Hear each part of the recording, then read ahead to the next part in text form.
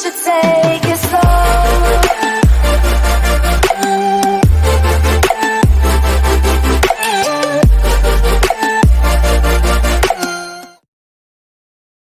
20대 중반 여자예요. 이혼한 지 3년 정도 됐고 지금은 다 해결됐지만 제가 결혼 초반에 있었던 고구마 같은 일을 풀어보려고 해요. 저와 제 남편은 길다면 길고 짧다면 짧은 연애를 나고 재작년에 결혼을 하게 됐어요. 그전에도 등거는 하고 있었고요. 시아버지는 이미 별세하셔서 안 계시고 시어머니께서는 귀농을 하셔서 집에 자주 찾아오신다거나 자주 뵙는 일은 없었어요. 그냥 명절 때 가끔 인사드리러 찾아가는 정도? 연애 때는 그랬어요. 딱 연애 때는 잘 찾아뵙지 않지 않나요? 저만 그렇게 느낄 수도 있지만 아무튼 가끔 뵙는 시어머니는 옛날 분의 느낌이랄까 이렇게 말해도 대충 무슨 느낌인지 알 거라고 생각해요. 남아선호사사는 물론 남자는 주방에 발도 들여서는 안 된다. 여자는 무조건 가정주부를 자처하며 남편에게 내조해야 된다라는 고전적인 사상을 가지고 계신 분이셨어요. 저와 정말 맞지 않았어요. 저는 직장에 다니고 있었고 남편은 프리랜서라서 동거 때는 밥을 차린다거나 집안일을 반반씩 하고 있었거든요. 그런 생각을 가지고 계셨던 시어머니께서 당연히 좋아하셨을 리가 없죠. 게다가 남편은 전에 사귀었던 여자분과 꽤 오래 만났는데 그 여자분과는 안 좋게 헤어졌다고 했어요. 바람되고 어쩌고 했었는데 아무튼 그랬던 여자분이 시어머니 앞에서는 완전 딴 사람이었나봐요. 시어머니가 말씀하신 거에 완전 일치하는 딱 시어머니가 원하시는 며느리감. 그래서 항상 그 여자분과 저를 비교해가면서 제 앞에서 대놓고 편찬을 주시곤 했어요. 저도 어디 가서 꿀리는 스펙은 아니었는데 그걸 왜 다 참고 들었는지 다시 생각해봐도 속상해요. 처음에는 심하게 뭐라 하시기도 하고 나중에는 저와 제 남편이 찾아뵈러 가면 저한테는 눈길조차 안 주실 때도 있었어요. 저도 기분 많이 나빴지만 남편을 사랑하는 어떡해요. 솔직 시어머니 댁이랑은 꽤 거리가 있어 결혼 후에도 명절 아니면 뭘 일이 없었고 남편의 형도 결혼을 했는데 형님께서도 저한테 시어머니께서 집에 막 찾아오고 그러진 않으신 데서 불행 중 다행으로 여기고 결혼을 주장했어요. 물론 시어머니께서 많이 반대하셨지만 자식 이기는 부모 없다고 제 남편이 하도 설득해서 결국 저희는 결혼에 성공했고 결혼 생활을 시작하게 됐습니다. 그런데 일이 꼬여도 너무 이더라고요.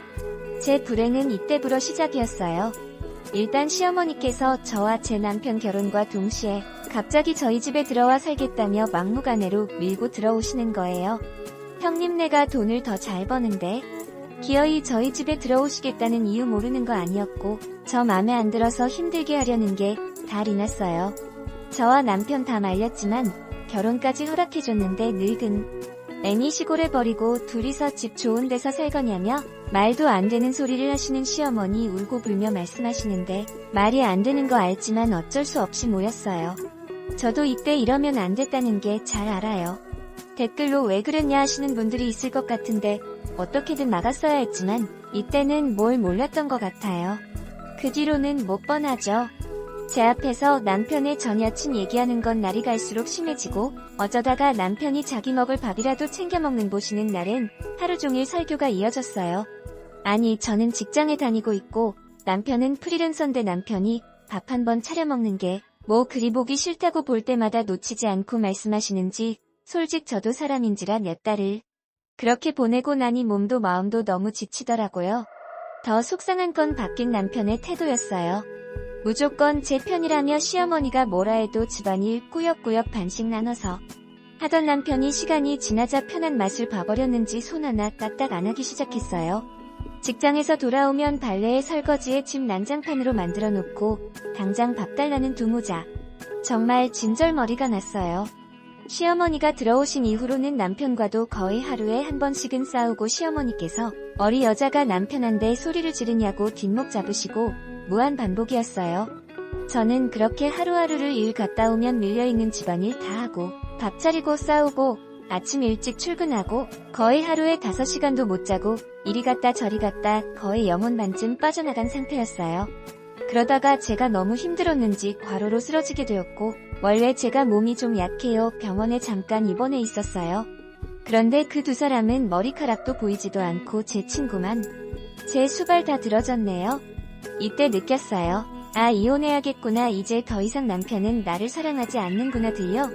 어떻게 그래도 한때 사랑했던 사람인데 병원에 한 번 안 올 수가 있어요? 결혼하신 분들이라면 이럴 때 얼마나 속상할지 아실 거예요. 아무튼 그렇게 이번 막바지에 남편이 찾아왔어요. 몸 좀 괜찮냐 묻는데 할 말이 없더라고요. 전 더 이상 남편 얼굴도 보기 싫었고 남편도 저를 더 이상 사랑하지 않는 게 느껴졌으니까요. 제가 어떻게 한 번도 안 올 수 있냐고 하자 바빴어 한마디 하더니 저보고 퇴원을 언제 하냐고 하길래 저는 2일 후에 퇴원하고 친정에 내려가 있을 거라고 하니까 별말 없이 알겠다고 하고 낙하더라고요. 이게 정말 연애 때 달달했고 친구들 모두 부러워하던 저희의 결혼 후의 대화가 맞나 싶었어요. 시어머니 때문에 우리 사이가 이렇게 됐나 싶어 원망스러웠지만 화낼 힘도 없어 연락도 못했고 1일 후가 아닌 다음날 일찍 퇴원을 하게 된 저는 진정으로 내려가겠다고는 했지만 짐 정도는 챙겨가야 할 것 같아서 저희 집으로 향했어요. 그런데 이 문을 열고 들어가자 못 보던 신발이 보이더군요. 여자 신발이었어요. 저는 이건 아니지 아니겠지 혼자 속삭이며 방문을 열어 제꼈는데 아니나 다를까 남편과 모르는 여자 둘이 부둥켜 안고 자고 있던 거예요. 이때 세상이 무너지는 느낌을 처음 알게 되었어요. 심지어 그 여자 저도 아는 사람이었어요. 눈치채신 분들도 있겠지만 네 맞아요. 남편의 전 여친이요. 인스타로 몇 번 본 적 있는데 사람 얼굴 가지고 말하는 게 나쁘다는 건 정말 잘 알고 있지만 좀 민망한 얼굴이라 기억하고 있었어요. 속옷만 입고 뒹구는 두 사람을 증거 확보하기 위해 사진 찍고 거실로 낙하 두 사람이 일어날 때까지 기다렸어요. 시간이 좀 지나 거실로 나오다가 제 얼굴을 보더니 글라더라고요. 저한테 내일 원한다고 하지 않았냐 한설수설하는데 하나로 귀에 안 들어오고 이 여자가 입고 있는 저의 속옷에 보이지 않았어요. 너무 화났지만 참고 또 참고 말했어요. 어차피 너한테 마음 떠난 지 오래였고 네가 어떤 년이랑 안 하든 상관없긴 한데 이 집도 네 시어머니가 허락 안 해주는 결혼 억지로 했는데 손 벌리기 싫다 해서 나중에 갚겠다길래 내가 마련해준 거고 그 쥐똥만한 수입으로 이 집에서 산 물건은 없을 테니 그대로 아무것도 건들지 말고 나가서 위자료 준비나 해오라고요. 그러자 옆에서 그 여자가 자기가 저보다 더 많이 벌 텐데 조건 다 알겠다며 그냥 그렇게 깔끔하게 이 남자 쳐달라고 하더군요. 이런 싸가지 없는 사랑은 또 처음이었어요. 들을 가치도 없어 말 싶고 두 사람 내쫓았어요. 이런 상황 만든 사람 누군지 안 봐도 뻔해 시어머니께 전화했더니 다 안다는 듯이 자기가 아들과 전 여친 힘겹게 다시 이어놨다고 그러니 그 둘 사이 갈라으려 할 생각 절대 하지 말라고 먼저 말 꺼내지는 거예요. 전 당신 아들이랑 다시 잘해볼 생각 전혀 없고 당장 이혼할 거니까 이미 결혼한 아들 안에 전 여친 붙여놓는 신부 가지고 세 사람 어디 어떻게 살아가나 보자 하고 전화를 끊었어요. 그렇게 힘들고 긴 이혼 소송을 마치고 위자료까지 두둑이 받은 다음 생각해보니까 그 여자의 말이 거슬리기 시작했어요. 저보다 더 많이 번다고요? 크크 그럼 벌게 해줘야 두 사람 행복하게 잘 사는 꼴 보기 싫으니까요. 위자료 받았지만 제가 받은 상처에 이혼녀 수식어에 전 잃은 게 너무 많았거든요. 이렇게 끝내기 아쉽기도 했고 그땐 사실 반 미쳐 있었어요. 정신 나간 지 오래였고 그래서 작정하고 인스라 뒤지고 그 여자 지인들 수소문해서 그 여자의 직장을 알게 됐어요. 꽤 대형 기업이었고 저한테 왜 그렇게 자신만만했는지 좀 알 것 같더라고요. 워이 높지도 않고 갓 들어갔다는 말을 듣자듯이 하긴 했지만요. 그러면 딱 제가 꿀릴 만한 연봉도 아닐 것 같았어요. 그리고 아무리 대기업이어봤자 상간녀 소문나면 이 바닥에 발도 못 들일 거 다 알고 그런 면에서는 대기업이라는 게 어떻게 보면 더 좋은 조건이니 바로 그때 찍어뒀던 사진과 설명을 뿌렸어요. 뭐 들리는 바로는 회사에서는 난리가 났고 더 이상 다니지 못하게 됐다나 뭐라나 지인분들한테도 말씀드렸더니 소문나는 게 순식간이더라고요. 직 대형이고 그렇게 높은 직급도 아니더만 잘리는 건 너무나도 당연한 얘기였고 심지어 이 사진과 설명들이 인터넷에서도 돌아다녔고 이 여자분과 오래 만났으니 그 여자분의 지인들이 전하고 전하다가 결국 남편 직장에서도 알게 됐나봐요. 제가 굳이 힘을 필요 없이 제 바람대로 둘이 사이좋게 잘리고 두 사람 얼굴도 팔리고 소문이란 소문은 다 나고 당연 둘은 헤어지게 됐죠. 좀 부족하긴 했지만 했어요. 지금 생각해봐도 역시 인과응보라는 말이 괜히 있는 게 아닌 것 같아요.